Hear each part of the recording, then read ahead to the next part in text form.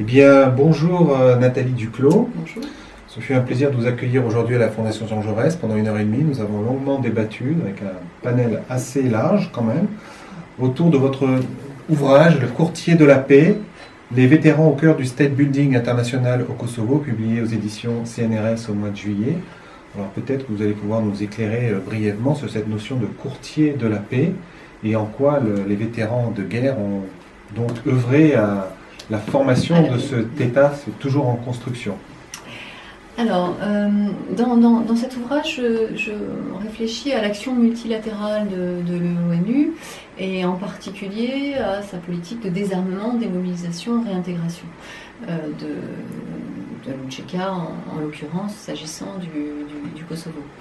Et il est apparu, donc à travers les enquêtes que j'ai pu réaliser, qui reposent sur des entretiens, des analyses d'archives, des observations de terrain, il est apparu que les combattants de l'UNCHK avaient contraint les acteurs internationaux à redéfinir, ajuster leurs ambitions, notamment du fait que les combattants étaient extrêmement présents sur le terrain et n'étaient pas enclins à désarmer immédiatement. Donc lorsque la force militaire prévue dans le cadre de la résolution 1244 s'est déployée au Kosovo en juin 1999, eh bien, elle s'est trouvée en opposition avec ces combattants qui ont résisté vis-à-vis de son entreprise de pacification et notamment de démilitarisation de l'armée de libération du Kosovo. Si bien que les acteurs internationaux ont été amenés à négocier avec les combattants et en particulier, il apparaît que finalement, quand bien même cette mission internationale était extrêmement légitime, du moins du fait qu'il y avait une résolution de l'ONU, une résolution votée par le Conseil de sécurité des Nations Unies, eh bien, il fallait aussi négocier une acceptabilité à cette mission internationale, une acceptabilité sur le terrain vis-à-vis des acteurs locaux, et c'est ça qui a obligé les acteurs internationaux à négocier un compromis avec les leaders de l'armée de libération du Kosovo.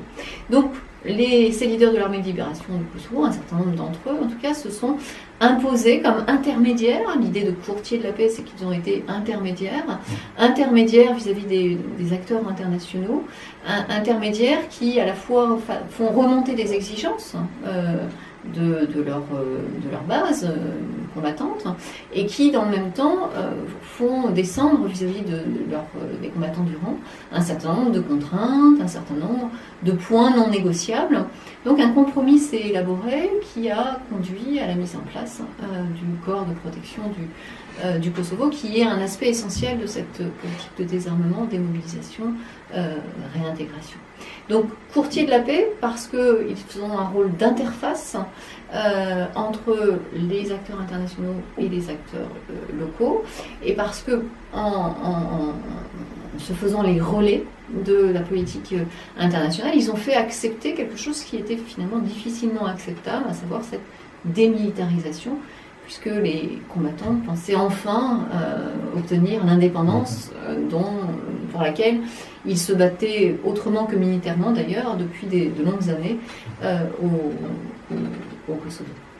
D'accord, en quelque sorte, on parle de coproduction entre les acteurs locaux et internationaux, et peut-être que vous abordez là dans cet ouvrage le sujet de la type de stabilité que l'on a construit au Kosovo.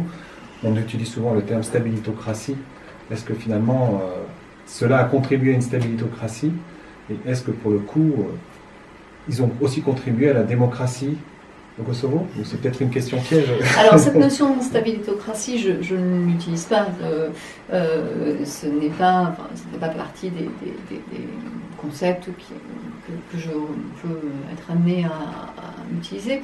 Mais assurément, il apparaissait qu'il y avait un objectif prioritaire qui était celui de stabiliser la situation au Kosovo, et il est vrai que le personnel international a fait un certain nombre de concessions vis-à-vis des acteurs militaires, ne serait-ce qu'à travers la création de ce corps de protection du Kosovo qui n'était en aucune façon prévu dans le cadre de la feuille de route de la mission des Nations Unies, donc un certain nombre de concessions pour obtenir en contrepartie que l'armée de libération du Kosovo cesse les combats, se démobilise et accepte le programme de réintégration.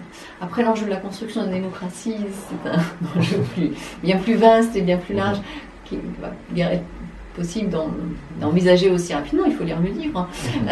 Mais en tout cas, l'enjeu, c'est celui de la construction d'un État, du moins de la vertébration d'un État, à travers la mise en place d'institutions policières, d'institutions militaires, puisque parmi les éléments du compromis qui s'est joué entre le personnel international et le leader de l'UÇK, il y a justement la constitution d'une police avec un certain nombre d'anciens combattants, la constitution d'une force de sécurité civile avec presque exclusivement des anciens combattants, et ce sont là deux éléments régaliens qui constituent l'ossature du nouvel État qui va progressivement s'instituer au Kosovo dans les années qui suivent. Eh bien, je vous remercie beaucoup pour cette contribution pour expliquer la construction de l'État du Kosovo. Juin 2019 sera 20 ans après donc, la libération, l'intervention ou la libération du Kosovo. On aura sans doute l'occasion de réaborder tous ces sujets-là. Merci beaucoup. Merci.